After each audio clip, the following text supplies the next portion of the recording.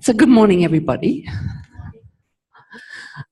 So looking into your sea of faces, it's lovely. You've all got smiles. I don't see anybody, maybe, that isn't smiling. That's very welcoming. And I looked at the photos that on the website that Jenny, directed me to, just so I could get a sense of who was going to be here. And everybody looked kind of inviting and interesting. And then the reality is even more so. So that's delightful.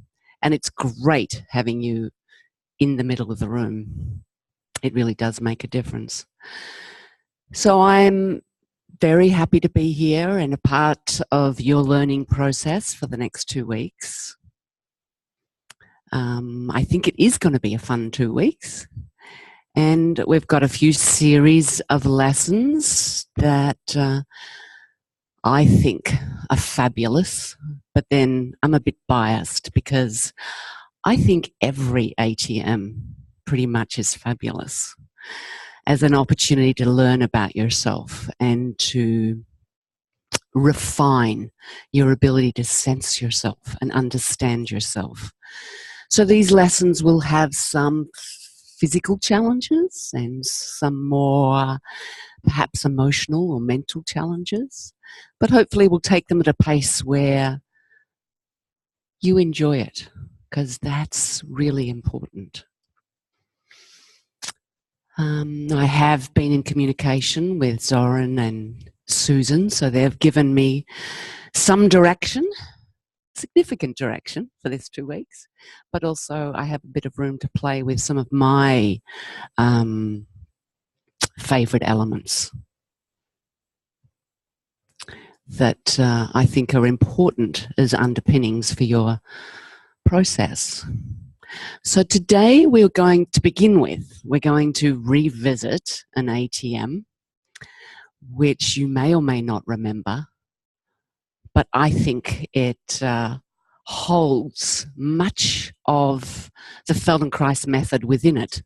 So I thought it was a great place to start.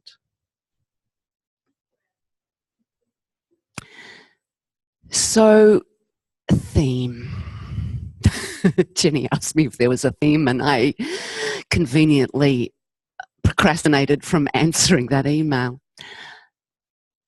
I would say furthering your learning, deepening your ability to make sensory distinctions within your own self and observing in others. And I would say the themes of the ATMs are it's always about organizing your whole self, but in particular, we're going to be looking at how the hip joints are involved in a couple of different actions. That'll be pretty much the first week. How we weight bear, how we use our hip joints, and how they coordinate with other parts of ourselves. And in the second week, we're going to do a bit with voice, beginnings of exploring our voices, and in particular, how the arms organize with the rest of ourselves and what difference that can make when we develop our ability to differentiate our arms and our chest to our whole sense of self. That help? Your name is? Julie. Okay. Okay, thank you. Yes, if you do take your name tags off, it's great if you could put them on your maps when you're doing an ATM, because then if I am walking around, it just gives me another trigger to learn your names. I must admit, Australian names are going to be so much easier to learn than Japanese names. Okay. Any other questions? No?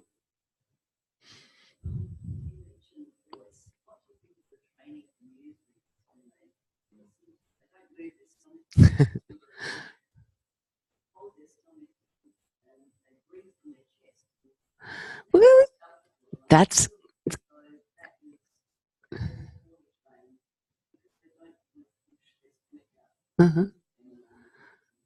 So Jane, I don't know if you could hear, Jane was commenting about the newsreaders and the way they speak and that they look uncomfortable. Well, that's an interesting observation.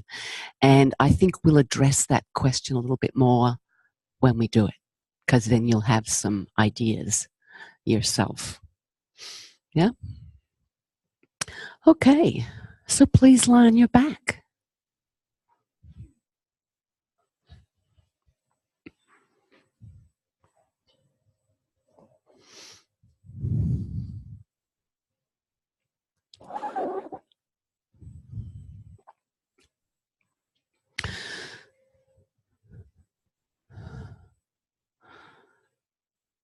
And just notice how you bring yourself to lie on the floor, your way of lying.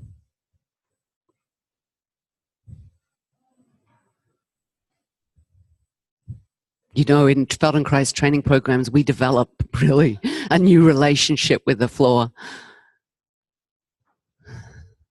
So how is your relationship with yourself and with the floor right now?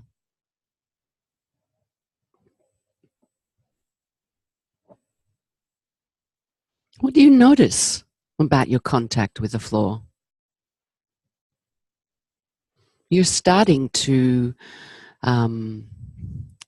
you have been practicing noticing how you're lying, where you make contact, those places that press heavily or more heavily into the floor, and those places that are less clear in their contact, and then other places that are not in contact or even lifted away from the floor.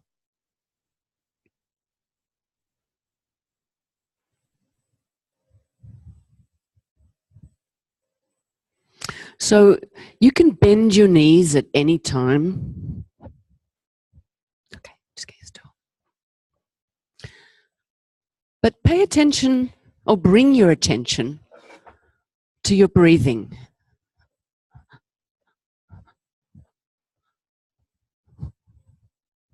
And what do you do when I ask you to do that?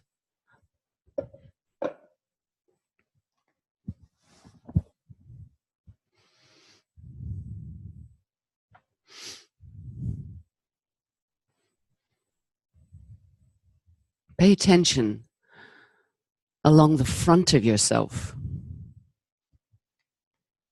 What do you feel there? What do you sense there? What directions does your breathing in and your breathing out move you along the length of your front?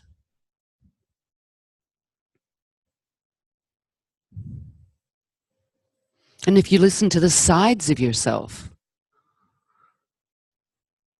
do you sense any movement created through the filling and emptying of your lungs?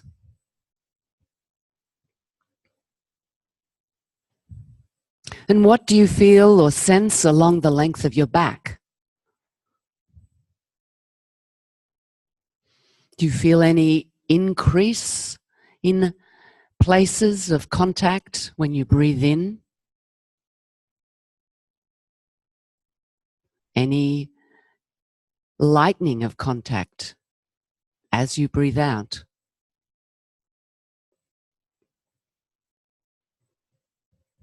Where is the movement of your breath most clear to you?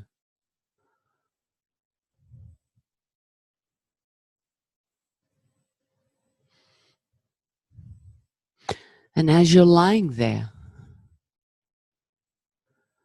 how much of yourself can you sense? Can you sense where your feet are?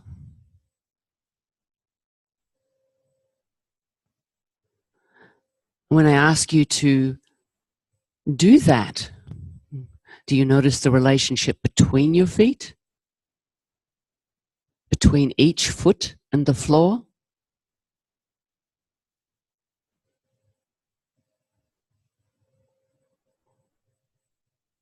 Can you sense where your hands are? Where are they in relationship to yourself? Are they resting on your, thank you, are they resting on your abdomen or your chest, or on the floor by your sides?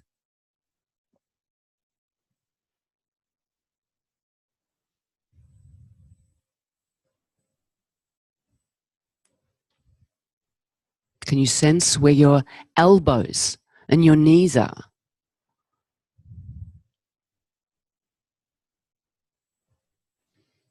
Is there any relationship between them? We can make a relationship in our imagination, a distance.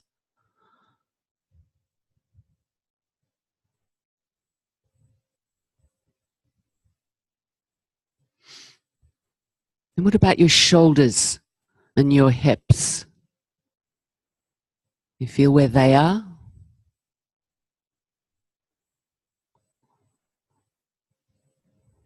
Is one shoulder more present for you than the other?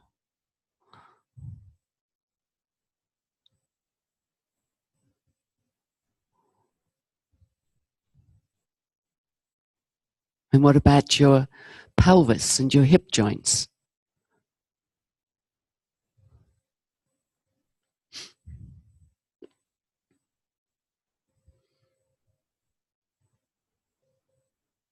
And listen to the length of your spine, from your coccyx to your head.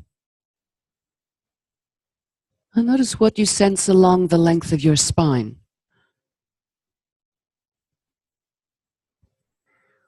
The places that touch the floor clearly, and the places where it's less distinct. They're not lifted, and maybe they're not clearly pressing or in contact. Notice them, and then let your attention move on.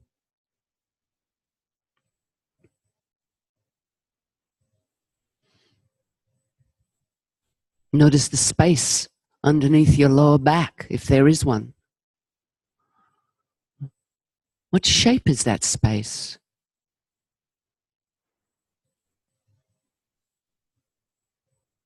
And the space underneath your neck.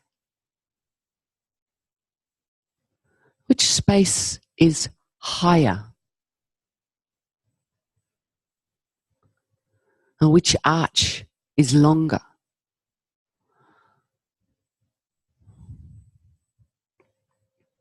Notice the contact of your head on the floor. What sense you have of the size of the area of pressure on the back of your head that leans on the floor, and its weight. And then what about the ribs on either side of your spine?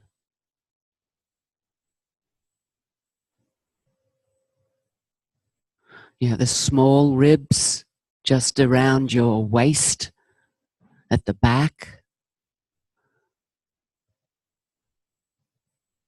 And then the middle ribs on the left and the right, do they contact the floor? And if you do sense them contacting the floor, do you feel a difference on the left and the right? Maybe the distribution of the contact is larger or a different shape.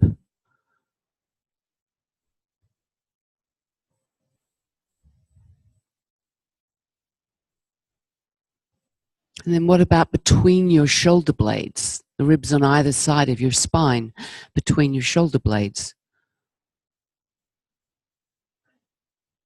What can you sense there?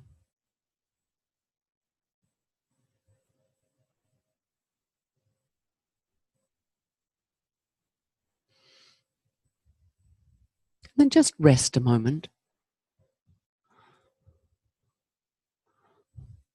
Rest however you'd like. But notice how and if bringing your attention to yourself, listening to yourself, has started to shift the way you experience yourself right now. If it's a little different from when you first lay down.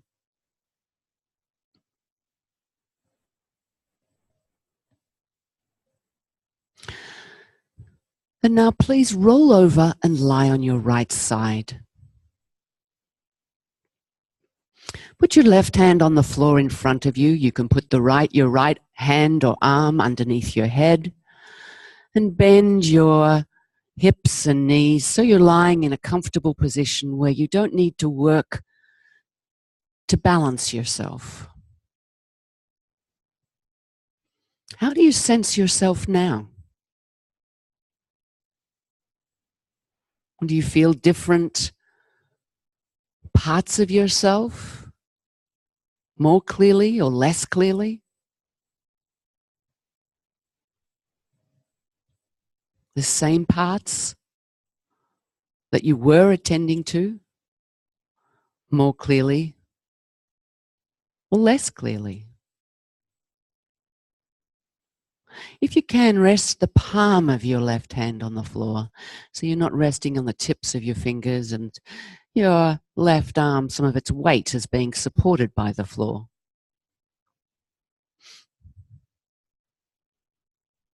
Notice the direction that the fingers of your left hand are pointing in.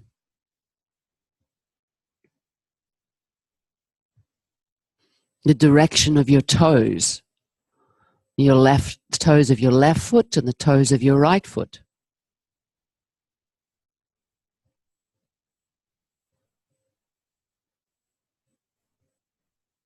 And sense your right side, the side that's in contact with the floor, where you contact the floor on the side of your right foot, sorry, good start. How much of your right foot rests on the floor? And where? So there's a many ways of people have their right foot in contact with the floor in the room as there are people. There's all these very subtle differences. Some people, their right foot is turned, so the top of the toes are more resting on the floor. Other people, it's the ball of the little toe is resting on the floor, but the heel is lifted. Yet others, the heel is resting, the outside edge is resting on the floor. So what do you sense about your contact? What about your right lower leg? Feel the contact with the floor, your right thigh, your right knee, the right side of your pelvis. What happens between your pelvis and your ribs, your waist? Is that in contact with the floor? Might be a very subtle contact. Some people can be lifted off the floor. And what about your ribs on the right side? Your right shoulder, your right arm, your right hand.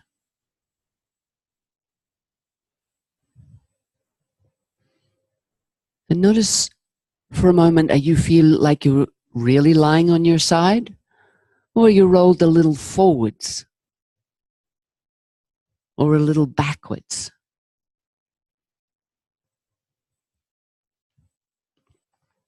So now in this position, with your left hand on the floor in front of you, your forearm a little, could be more in a vertical position, not resting on the ground. So your elbow is in the air, standing above your hand. So your forearm is vertical, more or less. So vertical means it's perpendicular to the floor. Your elbow will be in the air, and the back of your elbow, the knobbly bit on the back of your elbow will be pointing more or less towards the ceiling.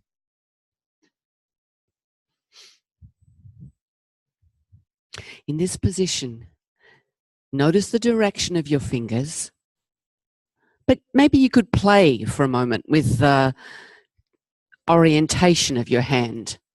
So your fingers could be turned towards your head, they could be turned towards your feet.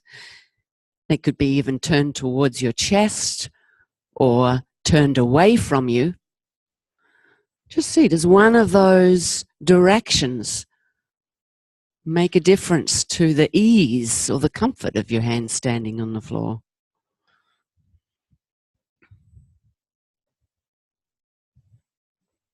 In this position, could you begin to make a very small movement, as if to move your chest away from your left hand? So it's a tiny movement, away and come back, so that you'll sense the relative distance between your hand or your forearm or your elbow and your chest will begin to change.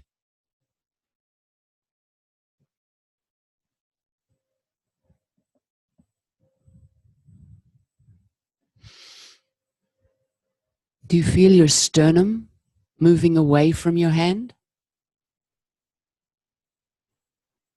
What part of your chest are you thinking of? It's probably the question I would have begun with, but what part of your chest are you thinking of when you think of moving your chest away from your hand? And as you keep doing that, a tiny little movement, notice what's happening elsewhere. What happens in your rib cage?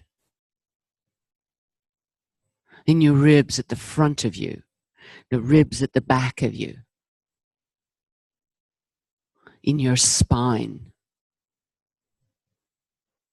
Does the movement reach your pelvis? Keep doing this tiny little movement and expand your attention. Shift the spotlight of your attention to find out if you can notice more of yourself and how far through you the movement travels. From the top of your head to the soles of your feet.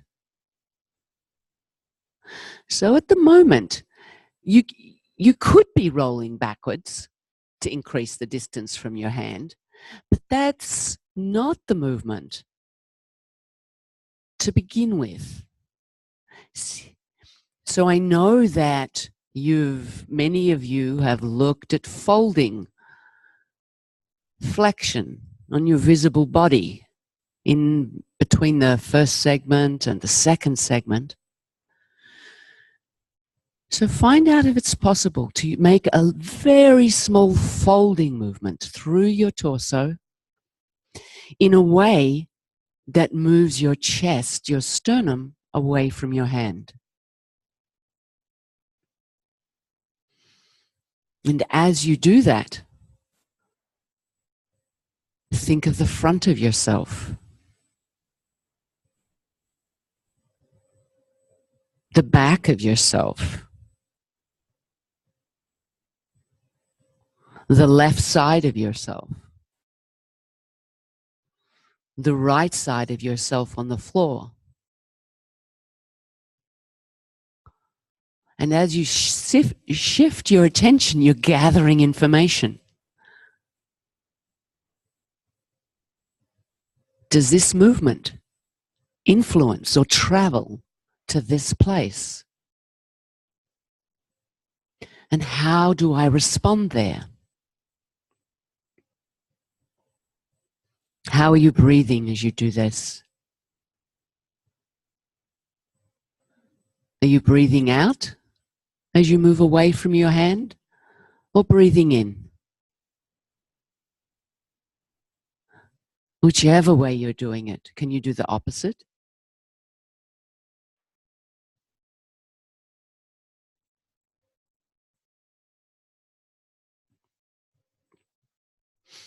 And leave that for a moment. Roll to your back and take a pause.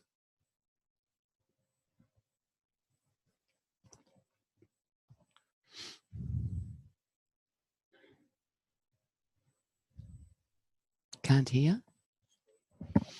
I think there's a speaker over there and there's a speaker over there. Raymond's having.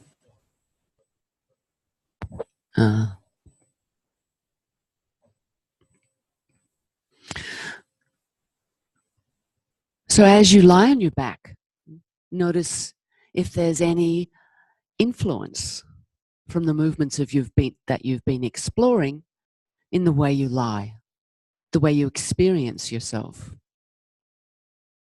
Sometimes we notice it in our thoughts, in our attention, and it can be also noticed in how we contact the floor and how that may have changed a little bit.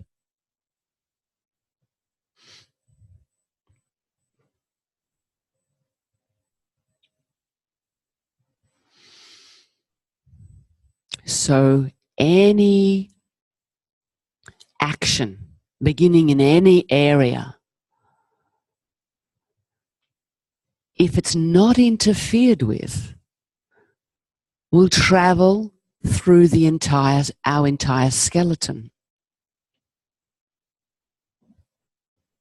And in this lesson, as in all lessons, you're going to pay attention to how the movement travels through you and how you can shift your attention to monitor that, to notice that, or discover that. Please roll back onto your right side.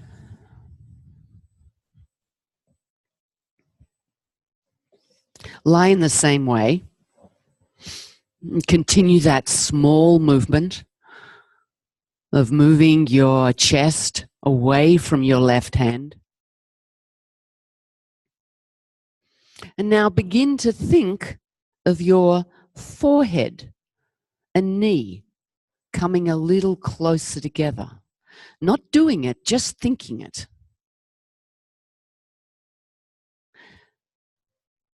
And listen to whether that influences what you notice or how you move. Which knee would your forehead come towards more easily? Would it be your right knee or your left knee?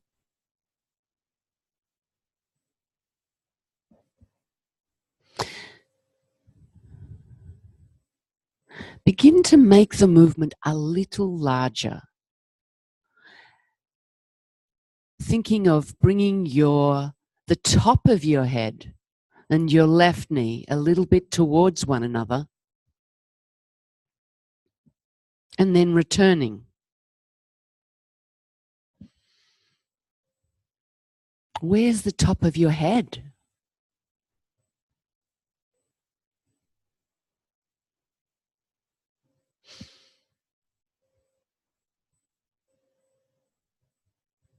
What's happening through the length of your spine as you think about bringing your head and knee towards one another, while you're continuing to do the movement of taking your chest a little bit backwards away from your hand?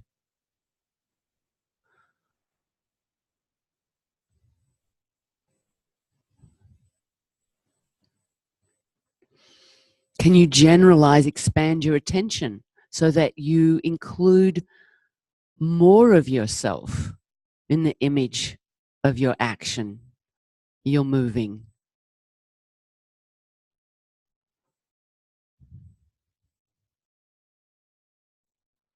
Is it possible to shift your attention from a detail, whatever detail of sensing and moving that you direct your attention to or comes into your attention, and then see the big picture, feel the big picture, what's happening through the length of your spine? Does your right leg change its weight on your left leg? Does your right leg change its contact with the floor?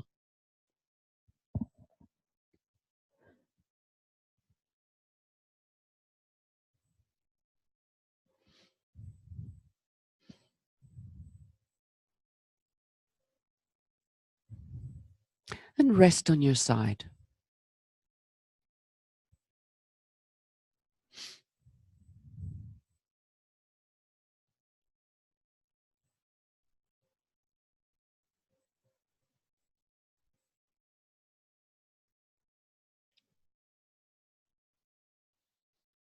Now, could you organize yourself so that you lie with your left forearm on the floor? So it means you'll probably roll a little more forwards. Your head may come off your arm, or you may want to change the position of your right arm to put it more forwards, even underneath the left hand or arm. In this position, could you begin to move your left elbow away from your left knee and then come back a little bit? Just feel the sliding of your left forearm on the floor or over your right arm. You may feel your left elbow begin to lift a little bit as your left hand moves upwards and your left elbow moves away from your knees.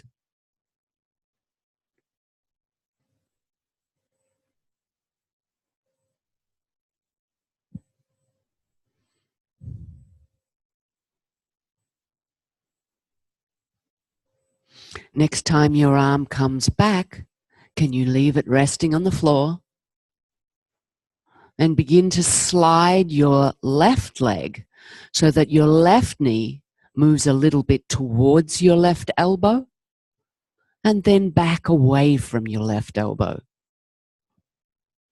And listen to what's happening along the length of your spine. When you draw your knee in the direction of your left elbow, do you feel the same sensations of movement through the length of your spine as when you moved your elbow? So come back, leave your leg resting on your left leg, resting on your right leg again, and go back to sliding your left forearm on the floor a little bit away from you. So your fingers move upwards in the direction of your head as your elbow moves away from your knee, and then back downwards in the direction of your knee. And just notice when you're doing this, where is the movement happening? How much of yourself do you involve or participates with the moving of your arm?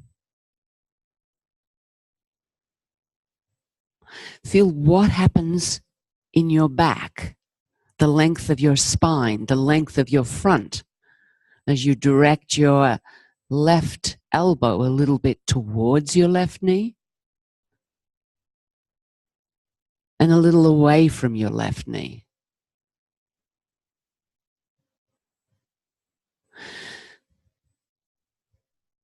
So some people are doing this with rolling a little forwards and backwards. And others are doing, when they bring the elbow towards the knee, there's more of a rounding, a folding through the torso, and an extending, an opening out when the arm moves upwards.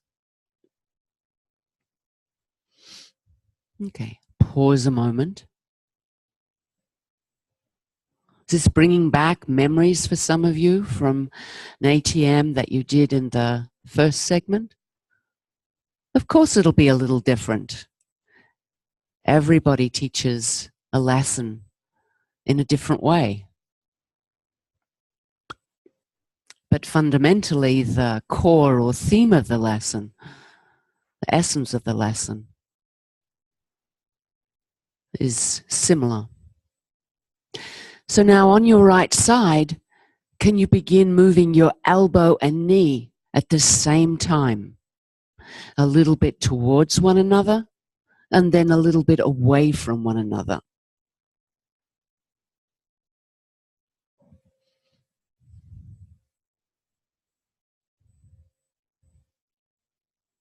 Can they move at the same rate? Or do you notice that either your arm or your leg tends to move faster or slower?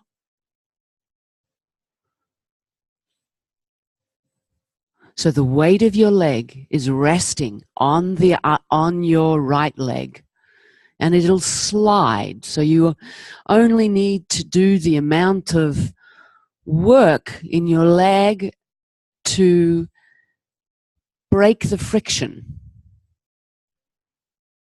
to lift some of the weight, reduce the friction so your leg can slide, so that your elbow comes toward, so your knee comes towards your elbow as your elbow comes towards your knee. And then they come away from one another again. And your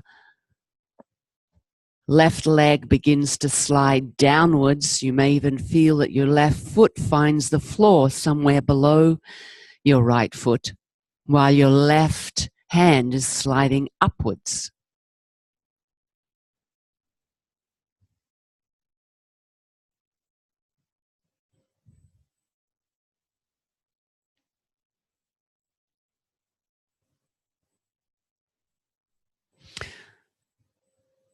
Listen to your breathing, and that you try and move in a way where you don't stop your breath, that your breath can come and go as you listen to yourself and observe the details and the big picture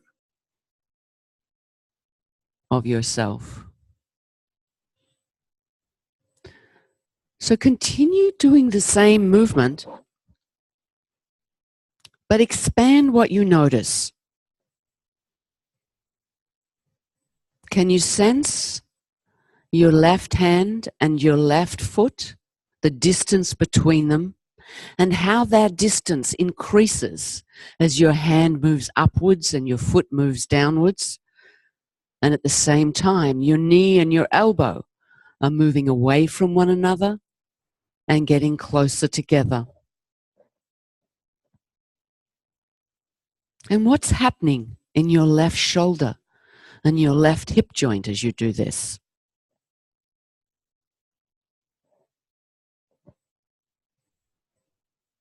Can you think about your shoulder and hip and still sense the movement of your elbow and knee, your hand and your foot?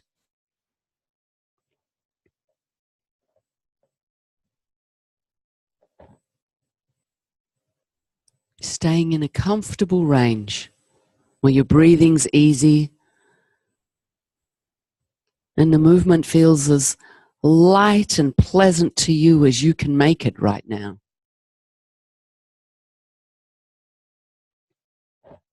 And how would you know when to take a rest? What would tell you?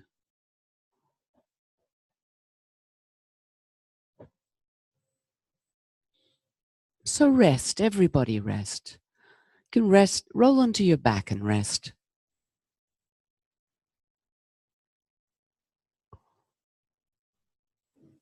And just notice for yourself. Are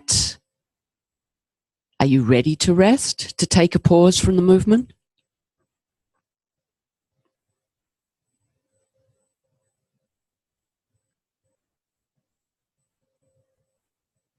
I mean, it is possible to do the movement in such a way that maybe you don't need to rest so frequently, but sometimes we need to rest our attention or take a pause so that we interrupt our way of doing, which might be getting more mechanical. And so taking a pause and then coming back again is one way that can influence that.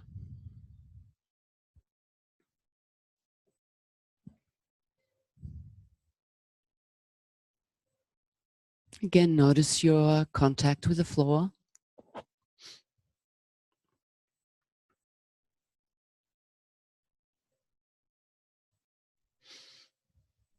with yourself.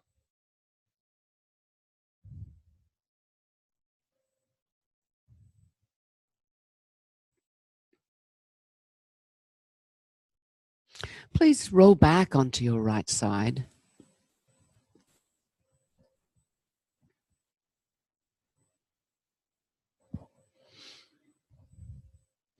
And return again to explore the movement of bringing your left elbow and your left knee a little towards one another and a little away from one another, moving apart and together.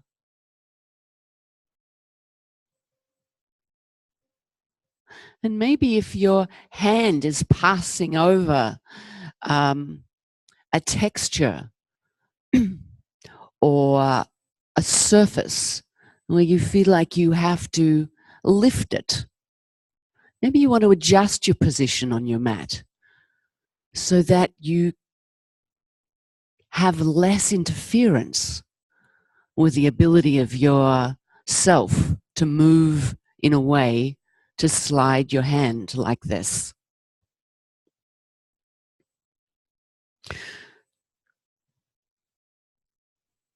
What's happening with the relationship between your chest, its starting position, and how it was moving relative to your left hand, and how it becomes involved as your knee and elbow move closer together and further apart?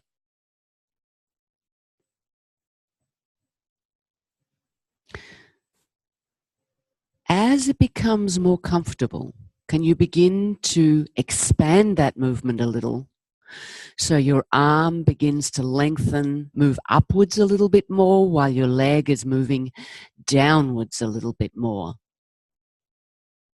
But it's not about straightening your leg in particular. It's about sensing the relationship between the different parts of your arm and your leg while you do this movement. So your foot is moving away from your pelvis while it's moving away from your hand. And your hand is moving away from your shoulder while your hand is moving away from your foot.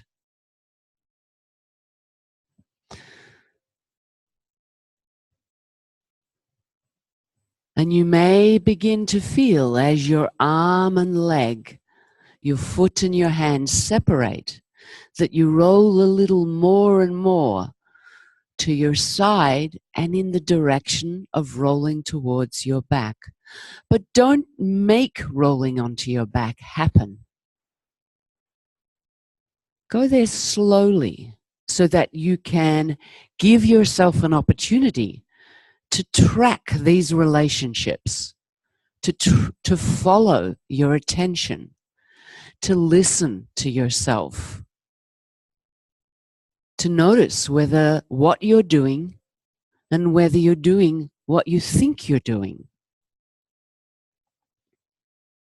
So your hand and foot are moving together, continuously apart, continuously and simultaneously back towards one another.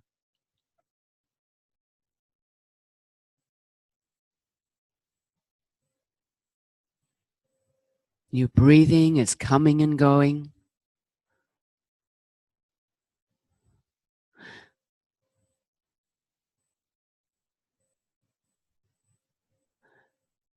Notice how your right hand begins to trace a pathway on the floor from in front of you in the direction above your head.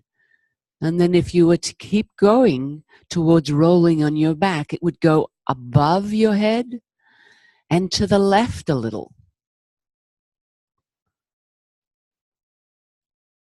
And what's your left foot doing? Does your left foot trace an arc or a path on the floor?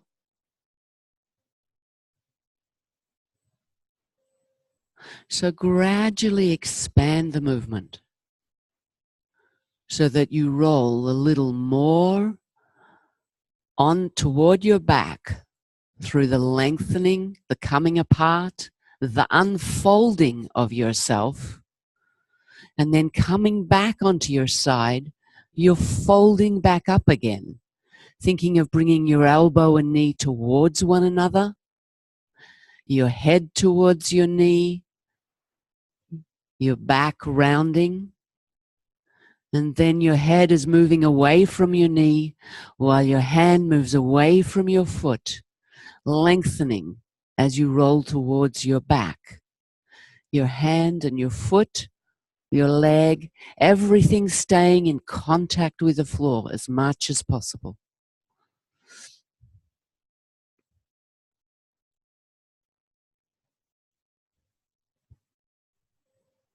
And the next time you roll onto your back or get close to your back, can you let yourself, your back, find the floor and rest? And in the first moment, don't change your position, your way of lying. Just notice where you land, how you land, and sense your way of lying. And feel your shape. Absorb it, take it in.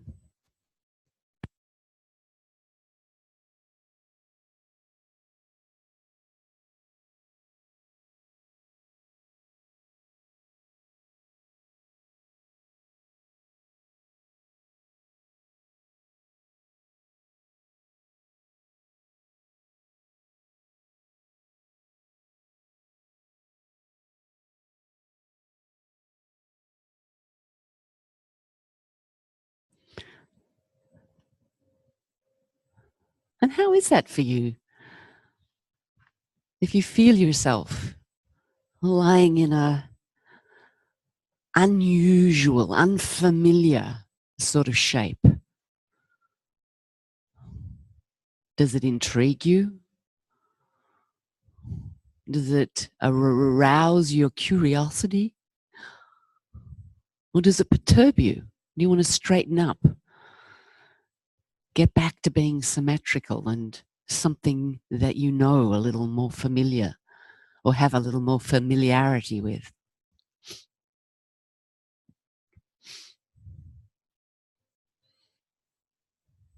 Please roll yourself back to your right side. Let's notice, do you use something from the lesson to return to your side? I'd say actually 75% of you did. Lie in the same way.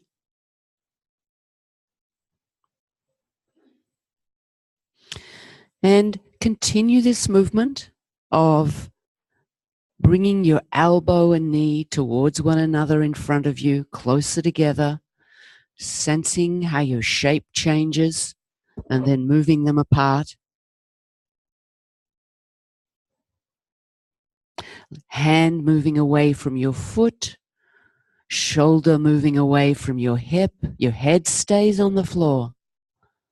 And begin to follow the line that your hand and foot trace on the floor to bring you to rolling onto your back. So as your arm is going overhead and sweeping to the left, your left leg is lengthening and sweeping a little bit to the left also. Maybe when you arrive on your back, your right leg easily lengthens or it stays bent. And then to come back, can you sweep your left hand and your left foot in a big arc on the floor till you fold yourself up again on your right side, bringing your left elbow and your left knee towards one another.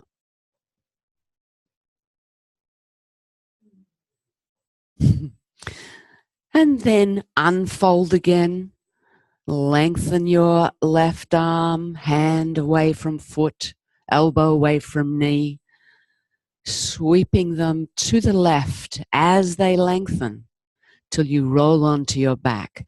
The next time you come to your back, pause there a moment.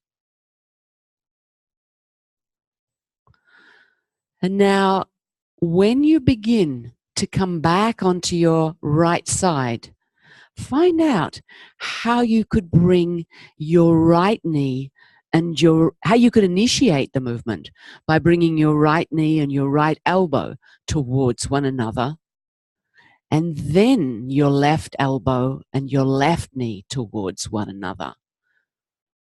Feel how that rolls you onto your side. And then come back, opening again onto your back.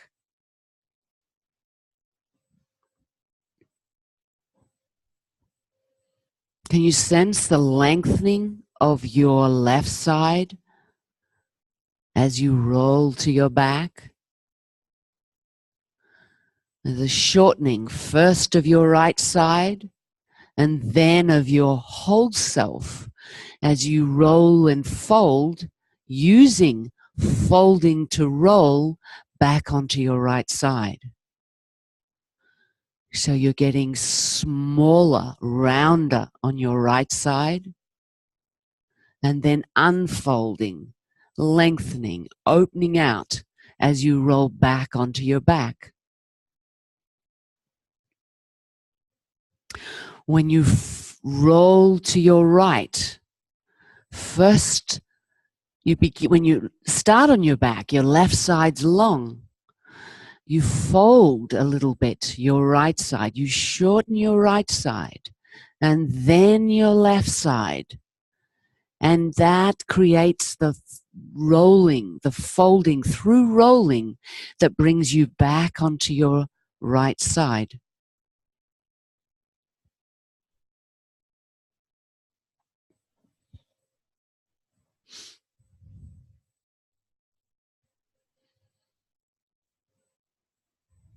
How much of yourself can you keep in your image of yourself while you're moving? Your hands, your knees, your elbows, the length of your back, the length of your front. Allowing yourself to give your weight to the floor for as long as possible.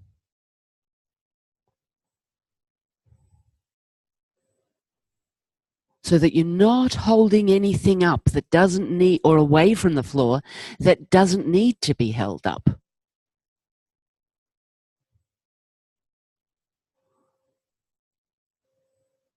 And when you're rolling, the front of you is shortening, the back of you is lengthening.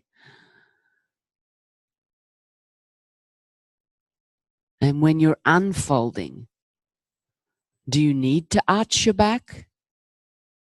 Or could your back stay long?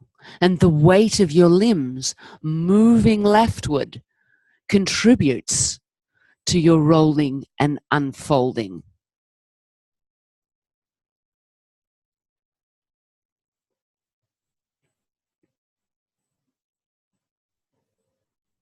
Okay.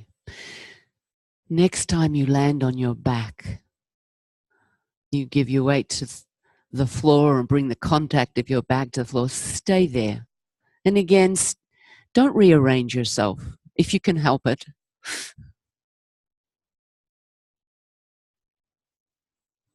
But just absorb, digest, take in what the experience that doing this lesson, beginning on one side, how it shifts you.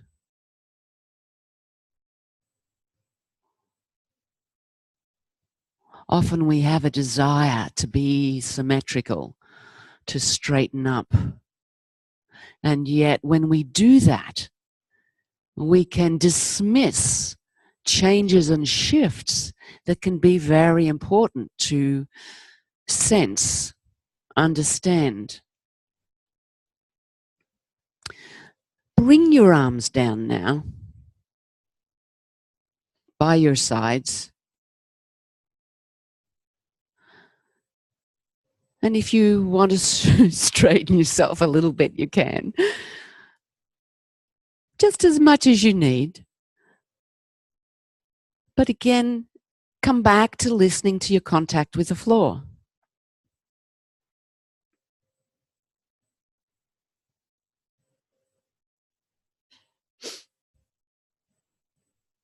How much of yourself can you sense now? And if we go back to scanning some of the things that we did at the beginning of the lesson, like how do you sense where your feet are, your knees, your hands, your elbows, the length of your spine, your contact with the floor, your relationship with yourself, your breathing. So for some people, this lesson may give them a sense of being more symmetrical, doing a lesson on one side, and for others, depending on your organization, can feel quite asymmetrical.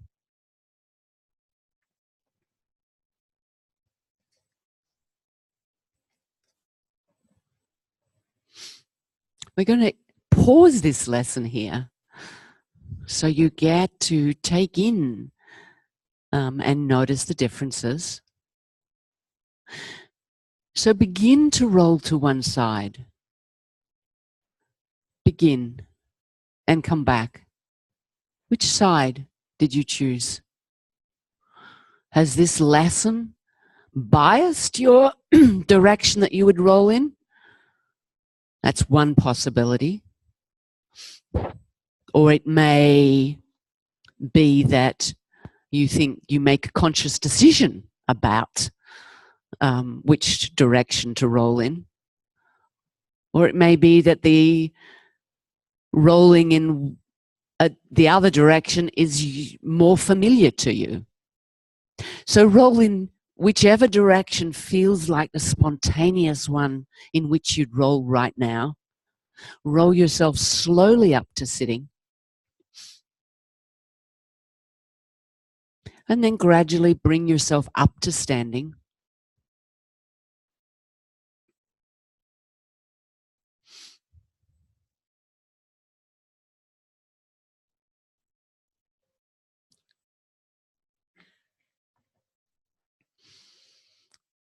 And we didn't scan, we didn't do a directed scan at the beginning of the lesson, but maybe you can notice something because you're getting experienced in scanning yourself. Notice something in how you're standing now that's a little different than before you began this lesson.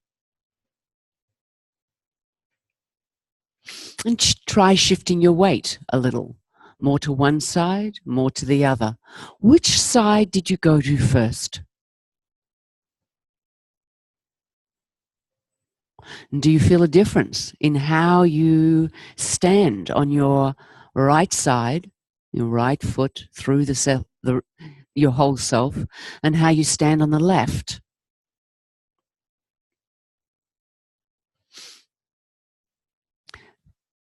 Try turning your stand in the middle and try turning a little. Little in one direction. Which direction did you choose first? How is it? How easy does your turning feel in the direction you chose first, and then in the other direction? And how do you sense the space around you, to the right of you and to the left of you?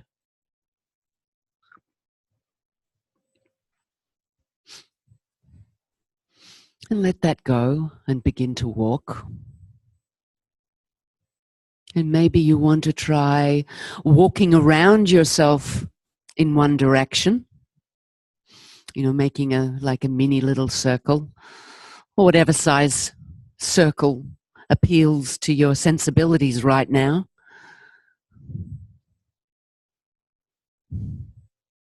And how do you know yourself in space? Turning in this direction, then turning in the other direction, walking around yourself in the other direction.